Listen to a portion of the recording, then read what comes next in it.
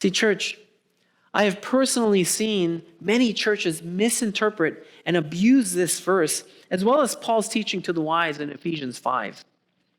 By doing so, they force the victimized wife to live under the abuse of her husband and submissively receive his violence in order to faithfully obey this verse.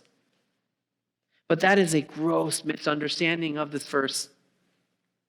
A wife's submission should not be absolutized, especially in the case of an abusive or derelict husband. We must protect the mistreated party, who is most often the wife in an abusive marriage. And if separation is necessary to protect the abused spouse, then the church must act to help and support her by separating them. Then a plan of restoration and reconciliation can be made up to help them. Sadly, if the husband is unrepentant and is unwilling to work toward forgiveness and reconciliation, then in many cases, these marriages end in some form of a church discipline and sadly in divorce. In a case like this, the unrepentant abuser in the marriage has forced the separation through his infliction of violence and has thus caused a vilest form of desertion, which is a justified and biblical cause for a divorce. See, these are tragic and exceptional cases. But by and large, the command to the wives is to submit to the husband's authority.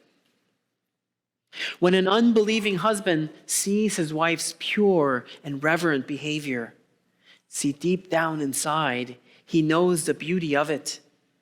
In his heart, there is a witness from her behavior that is right, and that this is how God intended a man and a woman to relate as a husband and wife in a marriage. And he will then conclude that the gospel of Jesus, which she believes, must be true.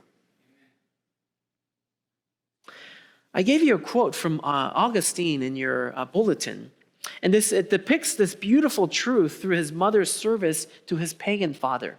And let me read that for you. It says, "She served her husband as her master and did all she could to win him for you, speaking to him of you by her conduct, by which you made her beautiful. Finally, when her husband was at the end of his earthly span, she gained him for you.